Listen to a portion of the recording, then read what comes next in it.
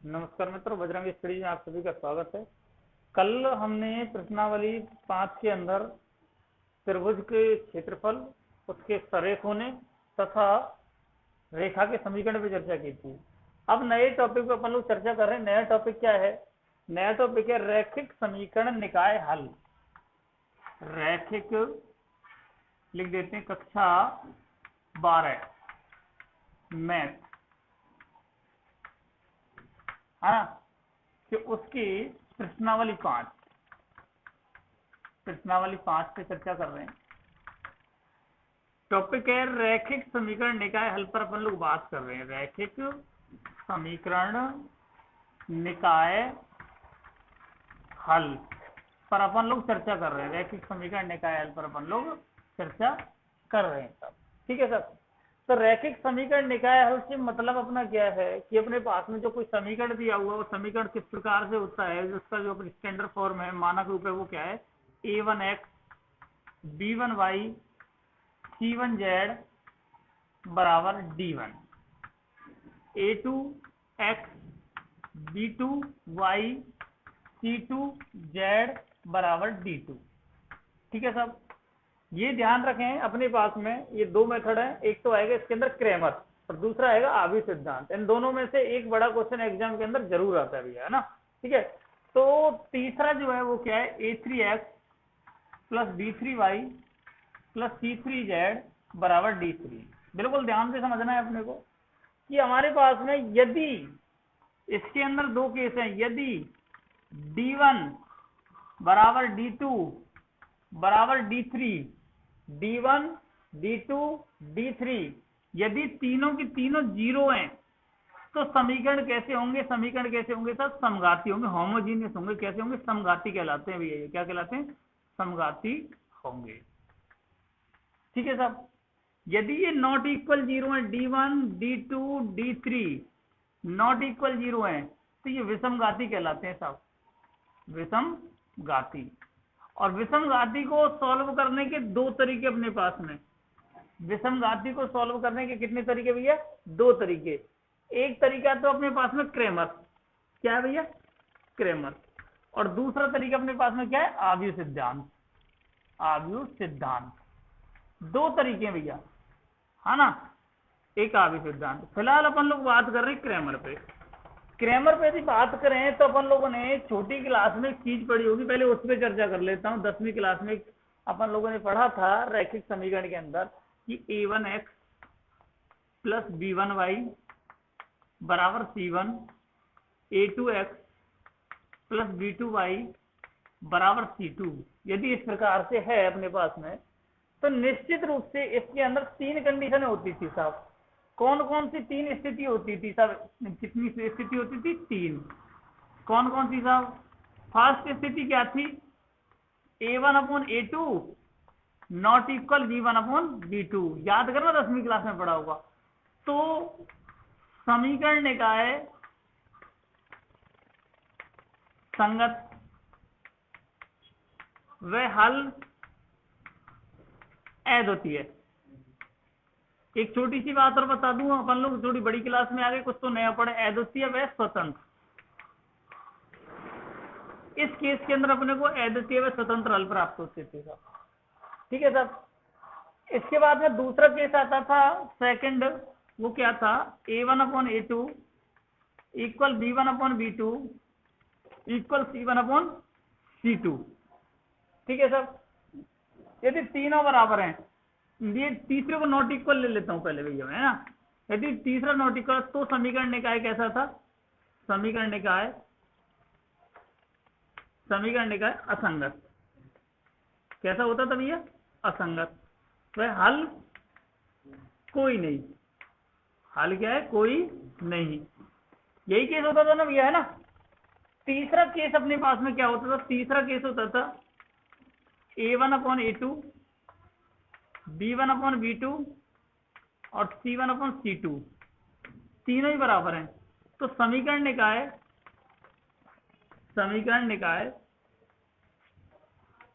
संगत होता था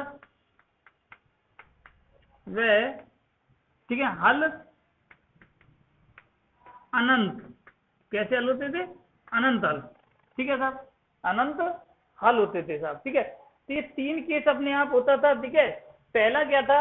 a1/a2 नॉट इक्वल b1/b2 है तो समीकरण का संगत है, वह हल कैसे है? अद्वितीय व स्वतंत्र है साहब। ठीक है, यदि दूसरा केस अपने पास में क्या था? दूसरा केस था a1/a2 बराबर b1/b2 नॉट इक्वल c1/c2, तो समीकरण निकाय कैसा है? असंगत है और उसका कोई हल नहीं है साहब। ठीक है ना, यदि ऐसा केस आ जाता है a1/a2 b1/b2 c1/c2 तीनों ही बराबर हैं, तो समीकरण निकाय संगत और उसके अनंत हल है। कैसे सब? अनंत हल है वह, परंतु एक बात तो लिख देते, परंतु स्वतंत्र नहीं है, वो स्वतंत्र नहीं है, ये ध्यान रखें। ठीक है, परंतु वो हल कैसे है? स्वतंत्र नहीं है।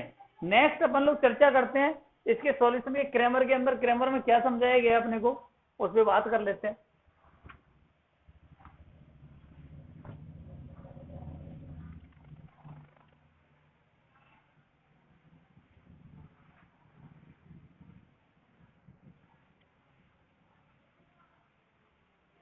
अब बात करता हूं भैया क्रैमर में साहब। ध्यान रखना, इन्हीं से मैं एक चीज और लेके आऊंगा आपके सामने। क्रैमर क्या कहता है साहब? क्रैमर कहता है साहब, ठीक है ना, कि कोई भी इस प्रकार से समीकरण दिया हुआ है, ठीक है ना, दो पद का लेता हूं, ए एक्स बी वाई, दो चर वाले है ना। सबसे पहली बात कर रहा हूं दो चर वाले। गौर फरमाना बराबर C1 a2x b2y बराबर C2। ठीक है सर, अब इसके अंदर अपने को क्या करना है सर? डेल। डेल क्या है सर? डेल के अंदर ध्यान देना, डेल अपने आप में क्या होगा sir? a1 b1 a2 b2, इसका सॉल्यूशन होगा। सॉल्यूशन आप लोग जानते हैं, बड़े प्यार से बता दो सॉल्यूशन क्या है? a1 b2 minus a2 b1। ठीक साहब, यही होगा। अगली बात में डेल वन, डेल वन क्या होगा साहब? डेल वन में ध्यान देना भैया, मैंने कहा था कि ये कहीं ना कहीं अपनी शकल में लाती है वज्रगुणन विधि से। ठीक है साहब, डेल वन की बात की है तो अपने आप में पहले वाला लेफ्ट हो जाएगा भैया। ठीक है ना, अब तो बना था इन दो का। ठीक है ना साहब, अब ये वाला लेफ्ट हो जाएगा डेल वन के अंदर। डेल वन के अंदर ये लेफ्ट हो जाएगा तो मेरे पास में क्या बना भैया? C1 C2। ध्यान रखना, ये हटा ना, ये इसकी जगह कौन एंटर कर जाएगा? ये पीछे जो बचा था C1 C2 B1 B2, ये अपने पास में डेल वन हो जाएगा। सॉल्व वैसे ही करते हैं, C1 B2 minus C2 B1। बात समझ में आई कि नहीं? इसके बाद में डेल टू, डेल टू के लिए यदि बात करूं मैं, डेल टू क्या होगा? डेल टू के अंदर B ये हट जाएगा, इसकी जगह C एंटर कर जाएगा। क्या हो गया? A1 A2 C1 C2। ठीक है ना, वही क्रॉस मल्टीप्लाई का सॉल्यूशन कर लेंगे। क्या हो गया? A1 C2, ठीक है ना, माइनस A2 C1। अब अपन लोगों को वैल्यू निकालनी है। वैल्यू निकालनी है तो अपन क्या करेंगे सर? एक्स की वैल्यू क्या होगी? ध्यान रखना, एक्स कुल मिला के इन समीकरणों को सॉल्व करने का तरीका अपन लोगों ने साहब छोटी क्लासों में पढ़ा था साहब। क्या होता है सर? विलोपन होता है, प्रतिस्थापन होता है, वज्रगुणन होता है। उनका मतलब क्या था? उनका मतलब था कि इनके चरपद एक्स वाई की वैल्यू कौन सी इनको संतुष्ट करती है, वो एक्स वाई की वैल्यू। आज भी वही मतलब है, एक्स वाई की वैल्यू निकालना है। तो एक्स वाई की वैल्यू, एक्स की वैल्यू के लिए क्या होगा भैया? ठीक है ना, डेल वन अपॉन डेल, और वाई क्या होगा साहब? Del two upon del. तो सीधी सी बात है, डेल वन और डेल टू जो दोनों आए हैं उसमें अपन लोग डेल का भाग दे देंगे। यहाँ पे अपने पास में होना चाहिए डेल नॉट इक्वल 0 होना चाहिए, ये जरूर ध्यान रखें। यदि डेल ही 0 हो गया तो फिर केस बनेंगे भैया, है ना। कैसे क्या अपने पास में ये कि किस प्रकार के कंडीशंस बनेंगी, उन कंडीशंस पे अपन लोग चर्चा कर लेते हैं। ठीक है, डेल नॉट इक्वल 0 होना चाहिए, तभी एक्स और वाई के हल संभव है। ठीक है ना, तो चलो अगले टॉपिक पे बात करते हैं। 3 घात वाला ले लेता हूं भैया, है ना। इसके ऊपर मैं चर्चा करूंगा कि डेल नॉट इक्वल 0 होने पे कौन कौन सी कंडीशंस होंगी। लेकिन अभी एक ये दो चर वाले हैं तो 3 चर वालों पर चर्चा कर लेते हैं बस। देखिए,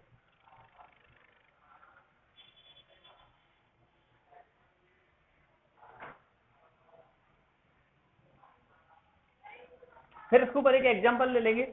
अभी थोड़ा सा और देखिए मेरे साथ में, मैं ले लेता हूं 3 चर वाले रैखिक समीकरण। रैखिक समीकरण, अब 3 चर वाले रैखिक समीकरण में क्या हो जाएगा, a1x b1y c1z बराबर d1, a2x b2y plus c2z बराबर d2, a3x b3y plus c3z बराबर d3। हाँ, आई बात समझ नहीं आई? अब अपन लोग देखें थोड़ा सा, इसके अंदर डेल क्या होने वाला है भैया, डेल क्या होगा, देखो ये पार्ट, ये मूल पार्ट डेल होगा, a1 a2 a3 b1 b2 b3 c1 c2 c3, ये हो गया डेल भैया, है ना। तो फिर डेल वन क्या है, अभी मैंने बताया था डेल वन तो बोले तो ये पहले वाला है ना, पहले वाला ए हटा दो, ए की जगह कौन बता दो, डी, क्या हो गया d1 d2 d3, बाकी का सेम ऐसे ही b1 b2 b3 c1 c2 c3। चलो ठीक है, अब बात करूं मैं डेल टू कौन है फिर भाई, डेल टू ये हटा दो भैया, है ना, बी हटा दो, बी, इसकी जगह डी फंसा दो बस, a1 a2 a3 d1 d2 d3 और उसके बाद में c1 c2 c3। ठीक सर, अगली जो कंडीशन है, उस कंडीशन में अपने पास में डेल 3 निकालेंगे। डेल 3 क्या है, सी की जगह फंसा दो भैया, है ना, क्या हो गया a1 a2 a3 d1 d2 d3, है ना, सॉरी b1 b2 b3 और सी की जगह d1 d2 d3, ये आ गया अपने पास में। अब देखते हैं जो अपने पास में जो सॉल्यूशन होंगे ना, सॉल्यूशन, वो सॉल्यूशन क्या होंगे, वही सॉल्यूशन है, एक्स का सॉल्यूशन क्या होगा, डेल 1 अपॉन डेल, वाई क्या होगा सब, डेल 2 अपॉन डेल, और जेड क्या होगा सब, डेल 3 अपॉन डेल, सभी में डेल का भाग दे देंगे अपन लोग।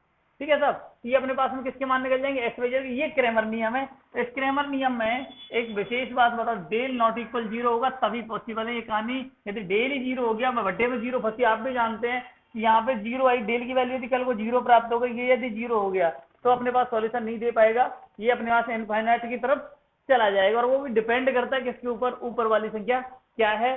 तो सबसे पहले यही चर्चा कर लेते हैं, डेल नॉट इक्वल जीरो और इक्वल जीरो की जो विशेष स्थितियां हैं उन पे अपन लोग चर्चा कर लेते हैं। यहां तक समझता हूं, ऐसा करता हूं समझ में आ गई होगी चीज। ठीक है, तो नेक्स्ट अपन लोग बात करें,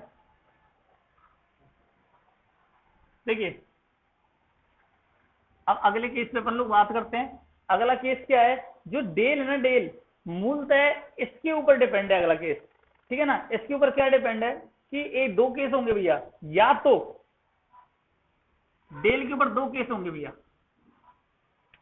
या तो डेल नॉट इक्वल जीरो होगा या डेल इक्वल जीरो होगा। यदि डेल नॉट इक्वल जीरो है तो हल कैसे होंगे भैया, अद्वितीय,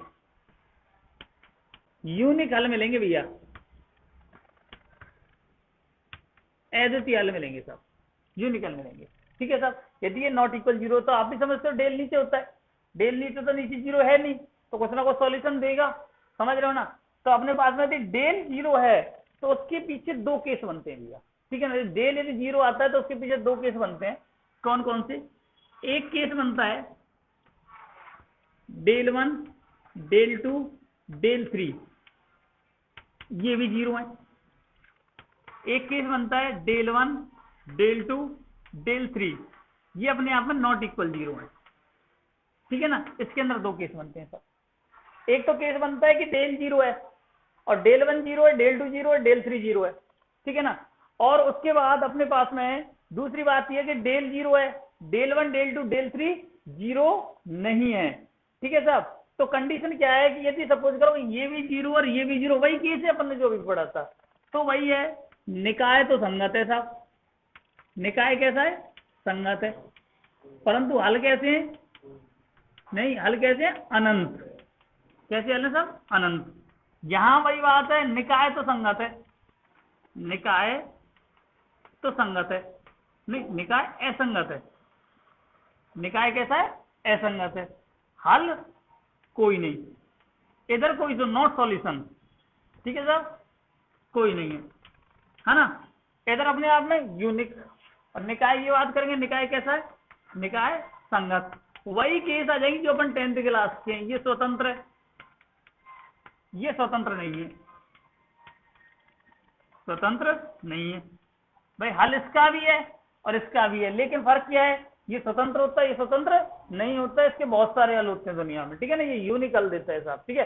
तो अपने पास में ये वही केस है जब अपन लोग उस समय चेक करते थे a1/a2, b1/b2, c1/c2 से।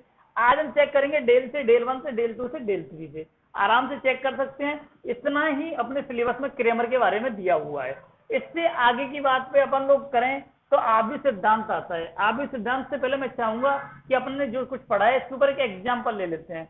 और एग्जाम्पल के लिए मैं एक प्रश्नावली का क्वेश्चन ही कोई उठा रहा हूं जिसमें क्रेमर नियम को सॉल्व करेंगे अपन लोग, जिससे अपने को सारी चीज क्लियरिफाई हो जाए कि क्रेमर नियम के द्वारा अपन लोग ने जो सीखा है वो कर पा रहे हैं कि नहीं कर पा रहे हैं, ठीक है ना। और थोड़ा सा कुछ बच्चों को संख्याओं से प्यार होता है, एबीसीडी में कंफ्यूज होते हैं कि क्या चल रहा है पता नहीं, है ना। तो संख्याओं से क्लियर हो जाएगा उसको, है ना। तो अपन लोग बात करते हैं क्रेमर नियम से हल करने के लिए। एक समीकरण ले लेता हूँ कोई भी, ठीक है ना। आप कहो तो यही 2 चर वाला ले लूं या 3 चर वाला, जो मर्जी हो वो ले लेते हैं, है ना, ठीक है। तो अपन लोग देखिए 2 चर वाला ले लेते हैं। एक तो 7वें का फर्स्ट क्वेश्चन है, 7वें का फर्स्ट 2 चर वाला क्वेश्चन ले लिया अपन ने। क्या है सर, 2x + 3y, है ना, बराबर 9, ठीक है। और क्या है साहब, 3x - 2y बराबर क्या है, 7। चलो फटाफट से लगाते हैं इस क्वेश्चन को, है ना। तो इसके लिए अपन को देखो सिंपल सी बात है, कुछ नहीं करना, सबसे पहले डेल निकालना है। डेल पे कहानी क्लियर हो जाएगी कि वो क्या है। डेल के लिए क्या आएगा, ये केवल छोड़ दो, ये 2 3 3 - 2, क्या करेंगे साहब, 2 दूनी 4, माइनस का 4, 3 तिया 9, -9, 9 और 4 -13, जीरो है क्या, ये जीरो नहीं है ना। तो इसका मतलब हल कैसे मिलेंगे, अद्वितीय। पहली बात पकड़ लो भैया, यूनिक सॉल्यूशन है, ठीक है ना सब। अगली बात में मैं निकालने जा रहा हूं इसके अंदर सब क्या, डेल 1। क्या निकाल रहे हैं सब, डेल 1। डेल 1 निकाल रहे हैं, तो डेल 1 के लिए आप लोग देखें, ये हटा दूंगा, इसकी जगह ये फंसा देंगे 9 7, 3 - 2, ठीक है साहब। गुणा करते हैं साहब, 9 दूनी 18, है ना, 7 तिया 21, ठीक है। तो मेरे पास में कितना हो गया, माइनस का जुड़ेगा ये तो, है ना, 8 और 1 9, ठीक है साहब, है ना। 8 और 1 9 और 2 और 1 3, है ना। ये अपने आप में डेल 1 हो गया। डेल 2 के लिए बी की जगह फंसाएंगे, इसकी जगह पे ये आ जाएगा बस, है ना। क्या हो गया, 2 3 9 7। सॉल्यूशन करते हैं, 7 दूनी 14, है ना, 9 तिया 27, 14 में से 27 घटाएंगे, ये 13 बचेगा क्या, है ना, माइनस का, ठीक है ना। तो आई बात समझ में नहीं आई। अब अपने को क्या चाहिए, एक्स वाई का मान चाहिए, है ना। एक्स का मान क्या होता है भैया, डेल 1/डेल, और वाई की वैल्यू क्या होती है, डेल 2/डेल। तो बोल डेल की वैल्यू कितनी, डेल 1 की, डेल 1 डेल 1 डेल 1 कितना भैया, -39, है ना। और डेल कितना भैया, 13, 13 3 39, कितनी हो गई साहब, -3, ठीक है साहब। अगला साहब डेल 2 की वैल्यू कितनी है, -13, और इसकी वैल्यू कितनी है, -13, माइनस से माइनस कैंसिल, ठीक है साहब। -39 या -13 है, माइनस से माइनस कैंसिल हो गया, 3 आया भैया, है ना। 13 से 13 गया, क्या आ गया, 1 आया। x बराबर 3 और y बराबर 1, ये इसके क्या हो जाएंगे, सॉल्यूशन हो जाएंगे। बोलो कोई समस्या भैया, है ना, ठीक है ना। तो अपन लोग आराम से कर सकते हैं, इजी मामला है। एग्जाम के अंदर एक क्रेमर या इनवर्स बोले तो आवी सिद्धांत में से एक आता है। एक मेथड और बचा हुआ है, उसके अपन लोग चर्चा करेंगे। एक क्वेश्चन अपन लोग 3 चर वाला और ले लेते हैं, ठीक है ना, क्रेमर के लिए साहब, ठीक है। उसके बाद अपन लोग सारणी पे बात करते हैं, ठीक है। तो अपन लोग ये रफ कर लेते हैं, है ना। जिन विद्यार्थियों को लिखना करना है आराम से वीडियो को पॉज करें और उसमें से लिखें तसल्ली से, है ना, या फिर स्क्रीनशॉट ले लें। तो देखिए साहब, नेक्स्ट क्वेश्चन नंबर बात करते हैं 9 पे। क्वेश्चन नंबर 9 क्या है, 9 का फर्स्ट क्वेश्चन है, बिल्कुल, ठीक है ना। क्या है, x + 2y + 4z, x + 2y + 4z बराबर 6, ठीक है साहब। 6 नहीं, सॉरी 16 है। दूसरा क्या है ना, 4x + 3y - 2z, 4x + 3y - 2z, है ना, बराबर क्या है, 5, है ना। इसके बाद में क्या है, 3x - 5y + z, 3x - 5y, है ना, + z बराबर क्या है सर, 4, है ना। अपन लोग सबसे पहले बात करते हैं डेल के लिए। डेल क्या है भैया, डेल ये रहा पोर्शन भैया, देखो साहब, 1 2 4 4 3 - 3 माइनस 5 1। केवल गुणांक लें, चरपद नहीं लेने हैं। आप भी अपने आप में केवल गुणांकों को बनाना है एक्स वाई जेड के। अब इसका मैं सॉल्यूशन कर लेता हूं, थोड़ा सॉल्यूशन देखना। जिन बच्चों को समस्या है वो पिछली वीडियो जाके देखें, फिर भी मैं तसल्ली से कर रहा हूँ ये क्वेश्चन का सॉल्यूशन। क्या करेंगे साहब, 1 के साथ में ये रो खत्म, कॉलम खत्म, बचे ये। इसमें क्या करते, 3 एकम 3 और 5 दूनी 10, बीच में माइनस हम लगाएंगे 1, ये प्लस का हो लिया, हम घटाते हैं। उसके बाद में दूसरे वाले का एड्रेस के अनुसार माइनस लगाते हैं, -2 है ना। ये अपने आप में रो गया, कॉलम गया, बचे क्या, ये 4 एकम 4, 3 दूनी 6, बीच में हम माइनस लगाएंगे, -1 है -6, चलो ऐसे लिख देता हूँ है ना, +4। अपन वही सॉल्यूशन करते हैं, रो कॉलम 5 चौक 20, ठीक साहब, 3 तिया 9 है ना। तो इधर देखिए साहब, 3 में से 10 गया तो बोले कितना बचा साहब, माइनस का 7, चलो छोड़ो, -2, ये प्लस हो गया, 6 और 4 कितना हो गया 10, ठीक है ना, +4, 20 और 9 कितना हो गया साहब 29, ठीक है, -7, 10 दूनी 20, ठीक है साहब। तो 4 का गुणा करता हूँ, ये माइनस का हो लेना है ना, 4 का गुणा अपन लोग करते हैं, 9 चौक 36, 3 4 दूनी 8, 8 और 3 11 है ना। उसके बाद इसको जोड़ो कटा करते हैं ना, जोड़ते हैं साहब, ठीक है ना, 16 26 36, 36 और 7 कितना हो गया 36 7 43, 143 है ना, माइनस का है। इसके बाद में मैं निकालता हूँ ये डेल 1, क्या निकालते हैं, डेल 1 निकालते हैं। डेल 1 में क्या होगा साहब, डेल 1 में ये हट जाएगा, इसकी जगह ये आ जाएंगे भैया, 16 5 4, क्या है साहब 2 3 -5 4 -2 और 1, ठीक है साहब। इसको सॉल्व कर लेंगे इसी प्रकार से, है ना, इसी प्रकार से इसको सॉल्व करेंगे। देखो भैया 16 है ना, ये गया, अब घटा कर से 3 एकम 3, 5 दूनी 10 है ना, -2, ठीक सब, रो कॉलम 5 -4 दूनी 8 प्लस हो जाएगा, ठीक है ना, +4, फटाफट से कैलकुलेशन, रो कॉलम 5 25 है ना, और 4 तिया 12 है ना, फटाक से 7 और 16 गुणा 7, 16 सत्ते 2, 8 5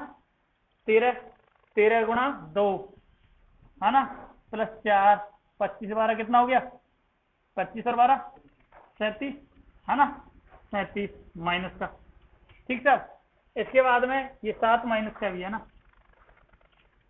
7 6 42 है ना, 7 एकम 7, 7 और 4 कितना हो गया 11, माइनस का 112, माइनस 13 दूनी 26, माइनस है ना, 7 चौक 28 और 4 तिया 12 है ना, 12 और 2 14, ठीक साहब। इन सभी को जोड़ लेते हैं, 6 और 2 8 और 8 16 है ना, और इधर 2 और 2 4 और 4 8 है ना, और इधर 1 और 1 2, माइनस का 286। इसी प्रकार से डेल 2 निकालेंगे, ठीक है, डेल 2 निकालते हैं। डेल 2 के लिए क्या करेंगे भैया, ये नहीं, ये हटा के इसकी जगह संख्या बता देंगे, 1 4 3 16 5 4 4 -2 1, ठीक है साहब। ऐसी सॉल्यूशन इसका निकाल लोगे आप लोग, है ना। ऐसे डेल 3 बता दूं मैं, डेल 3 के लिए क्या है, डेल 3 के लिए तीसरा हटाएंगे बस, 1 2 16 है ना, 4 3 5 3 -5 4, डेल 2 और डेल 3 की वैल्यू ऐसे निकाल सकते ना। तो अपन के पास में क्या हो जाएगा भाई, x बराबर क्या होगा, डेल 1 अपॉन डेल, y बराबर क्या होगा, डेल 2 अपॉन डेल, और z बराबर क्या होगा, डेल 3 अपॉन डेल। जोड़ घटा गुणा आगे कर लोगे ना, है ना। तो अपन लोग ये देख सकते हैं, पहले वाला तो मैं बता देता हूँ, मेरे पास में आ गया डेल 1 माइनस का 286 बटे -143, माइनस से माइनस कैंसिल, शायद 2 टाइम कटेगा, तो क्या हो गया 2 हो गया एक्स की वैल्यू, है ना। जिसकी वैल्यू आई उसमें भी इसका भाग देना, जिसकी वैल्यू आई उसमें भी इसका भाग देना, है ना। तो ये अपने पास में नॉट इक्वल 0 है, डेल नॉट इक्वल 0 आया है, इसलिए लिख देना हल अद्वितीय है। हल कैसे हैं? अद्वितीय है, अद्वितीय है। तो इस प्रकार से अपन लोग क्रैमर को कर सकते हैं। बच्चे को जो शेष क्रैमर का क्वेश्चन करके देखना, फिर अपन लोग प्रश्नावली पे आएंगे तो करेंगे।